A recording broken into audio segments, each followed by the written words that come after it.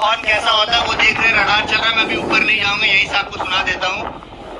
अभी एक ना 2 हॉर्न बजेगा, एक आगे वाला बज गया, अभी इधर वाला बजेगा। ये देखो, ये होता है हमारे शिप का हॉर्न होता है।